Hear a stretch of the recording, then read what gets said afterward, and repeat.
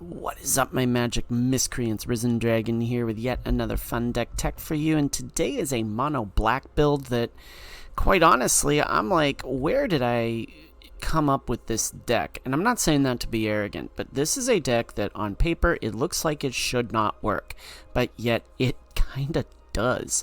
So let's take it step by step and let's go through it. But basically, this is a deck that tries to cheat this out as quickly as possible using Life of Toshiro Umezawa, but yet we've also got some really interesting artifacts to throw in, and it makes it kind of annoying for opponents to deal with. So let's see what we have here. We have 3 cut downs because we want to get rid of early threats. Ashnod's Harvester. Now, this is an interesting one. Whenever it attacks, exile target card from a graveyard. You unearth it for 1 and a black, but notice it's a 3/1. That's actually a pretty good body for a 2-drop. Same goes with Razor/Terran's Mogrant.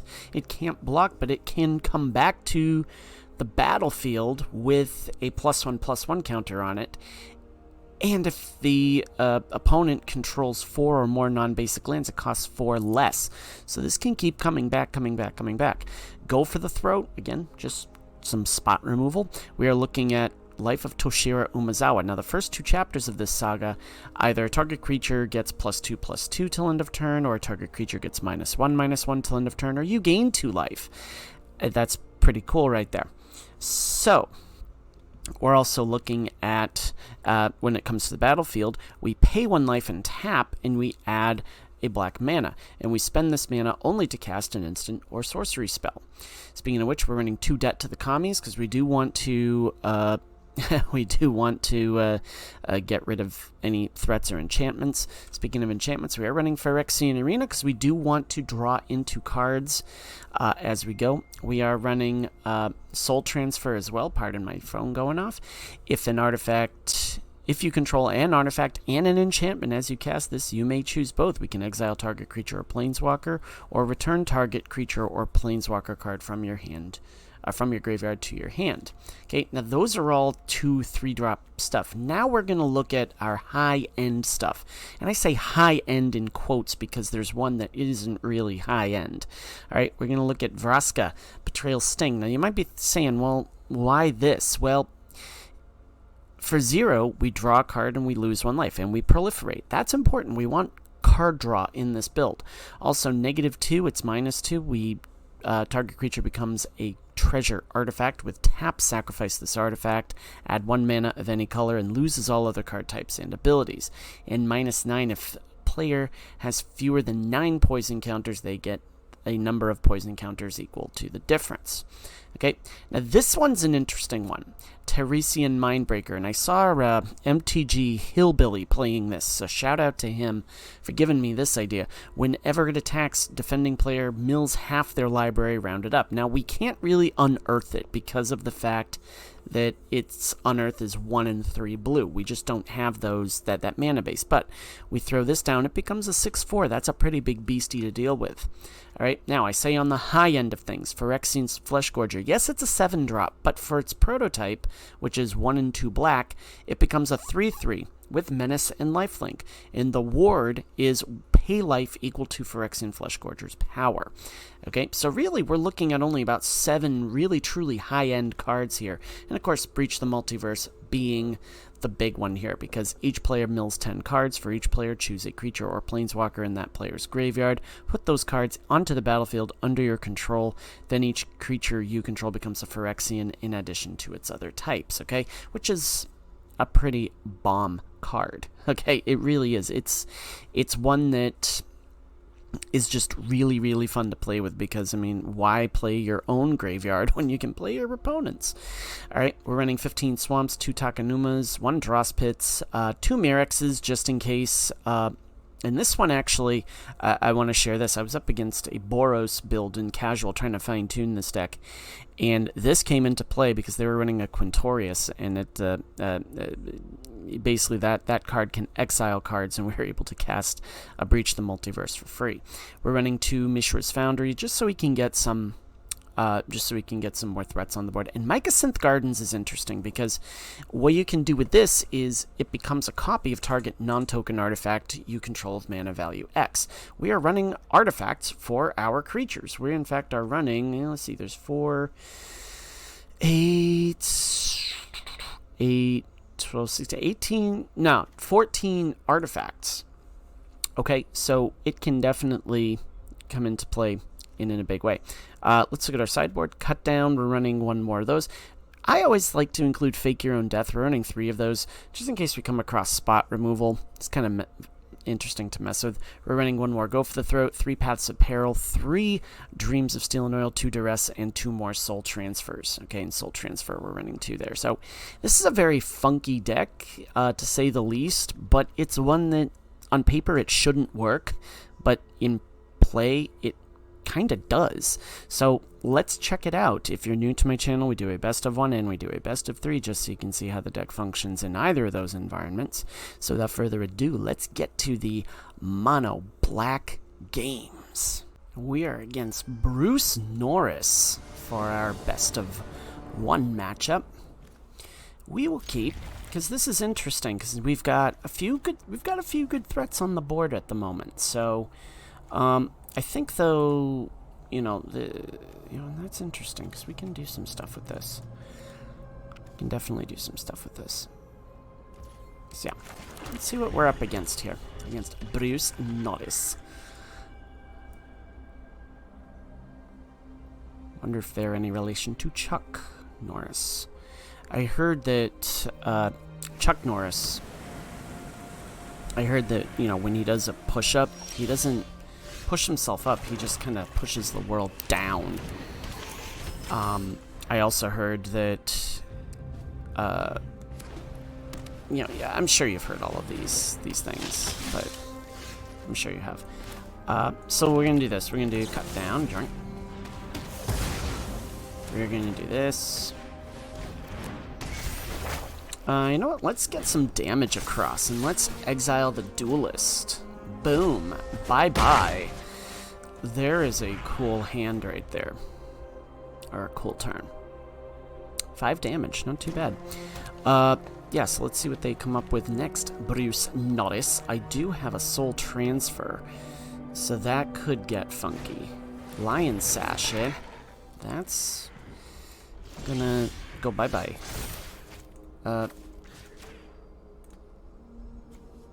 We'll just do that, and yeah, sure, they can plus that, I don't care.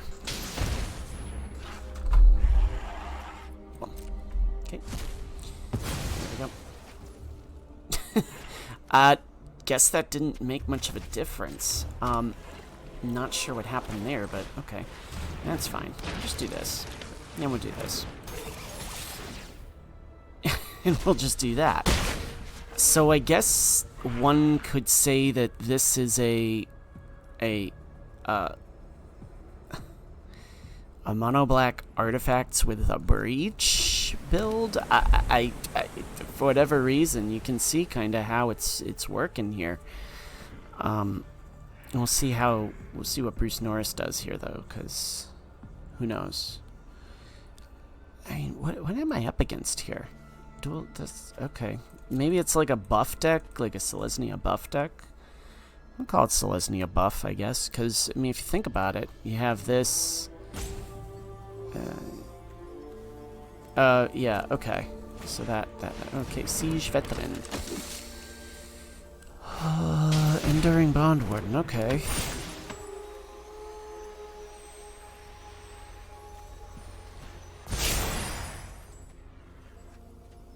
Interesting. Okay. So we're gonna do this. That. Well, we'll just swing. Alright, I mean, yeah, that's the risk you run with this thing, so... The Transmogrant. Do you really want to take a chance and not block what I've got? I mean, they may have a mass removal here, but Okay. So they need an answer, and they need it fast. So we'll see what they come up with. They may have a depopulate here. No, they have an Elspeth. Okay. Well, that may get them slightly some of the way there, but oh man, I really wish I could have done that. So here's what we do. Let's do this. Why does it? Oh, you have to tap it. Oh yeah, you gotta tap it. Okay, yeah, that's fine. All right. Well, they die. Yeah, they die. Okay, very cool. All right. Well, that was fun. Let's go to the best of 3, and you're gonna see us rank up into gold. Yeah, we hit gold, kids. All right, let's go to the best of 3. We are against Engine Devil for our best of 3 matchup. Play first. Yeah, we can keep that.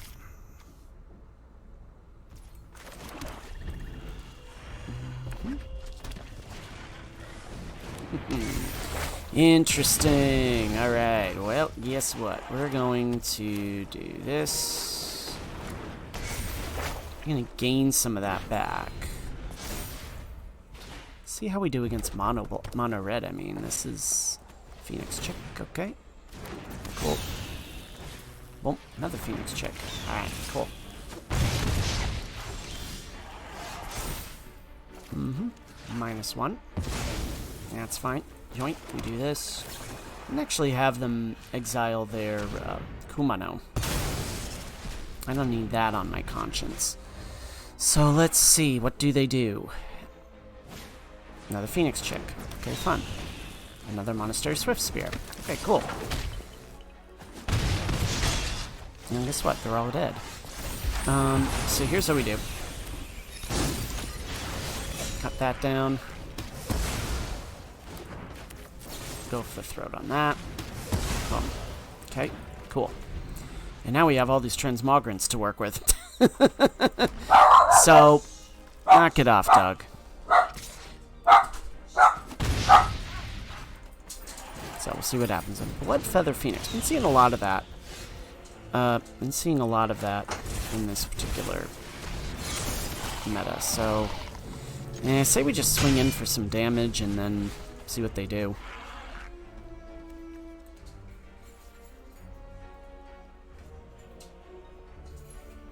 Sure, pay the 3 life and deal with my Flesh Gorger.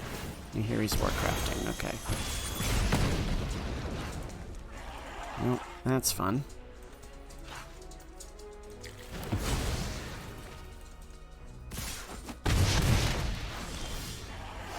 Okay. So Shiro. So I think just kind of wear them down little by little here. In theory. Another Blood Feather Phoenix. Okay, they can't block.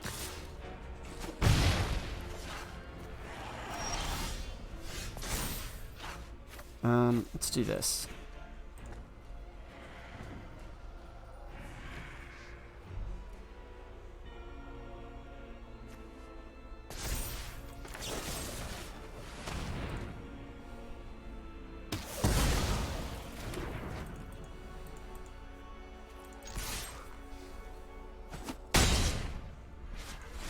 Okay. Fun stuff.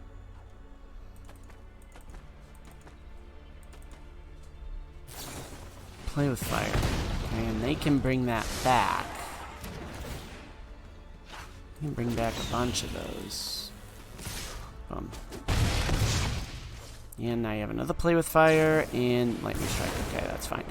Alright, let's go to the second match here. I think let me do this. No, you know what? Let's keep it because when you have mono red and smaller creatures, you want that spot removal, especially the cut down. You also want to make sure that I probably should have put Fake Your Own Death in there, but no, it's alright. See what we get. See what we get with this. Engine Devil. Playing a mono red. Yeah, we're gonna... Wow. Alright. Shuffler is not broken.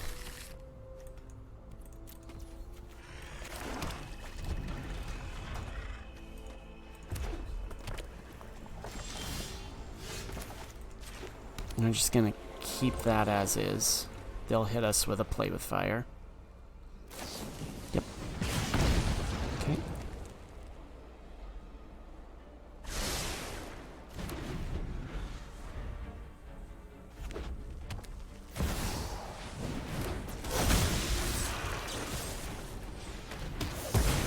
Okay. Got that. Let's put this down. They'll kill it.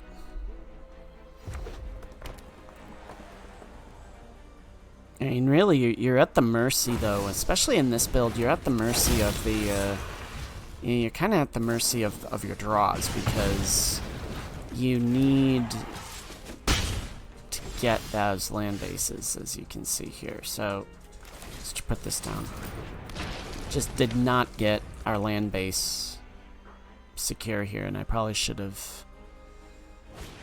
I kept that. Oh, we have a Kenner Spell Spear as well. And a Phoenix Chick. Okay, fun. Alright, Mycosynth Gardens is gonna help a little bit, but...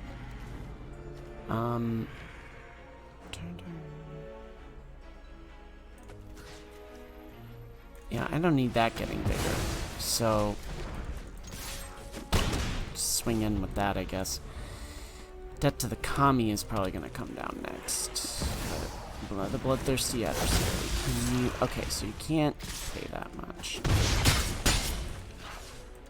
I should have put Path of Peril in there.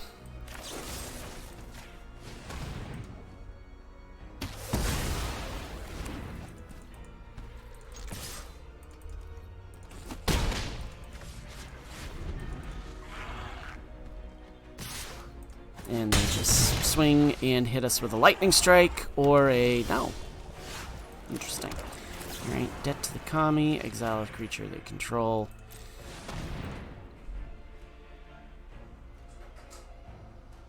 Figure out which one you want to do. And really, we have to attack because...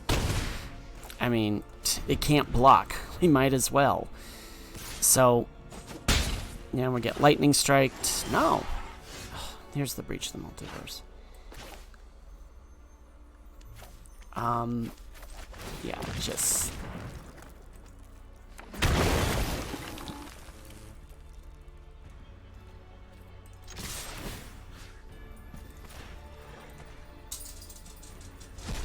Just is what it is. So, even with kind of the challenges that we're up against here, yeah, it is a very good game. All right, let's go to the post-mortem on this. I think I've got a lot, I've got a lot to share. Yeah, let's go to the post-mortem. Okay, so when we are up against fast decks like a mono red, you saw very early on, you have to keep the momentum up, you have to keep the pressure up with this deck. You have to have those removals, and I think looking back on it, I was dumb not to put in Path of Peril for that second matchup there with the against the mono red in our best of 3. But I mean, live and learn. Also, too, when you're up against decks with heavy spot removal, this deck definitely can struggle a little bit. But I want to know what you think. I want to see how we can improve upon this, because I do like the idea of this deck. And yeah, we didn't get to cast Breach the Multiverse. We didn't hang in there long enough, but I think on the ladder, I think this deck just needs a little bit more tweaking. And I think that as a casual deck, this is really, really fun. I think it's a better best of 3 deck than it is a best of 1, even though we lost our best of 3. I just didn't sub in the right cards. So live and learn. We're all here to learn. Excuse me.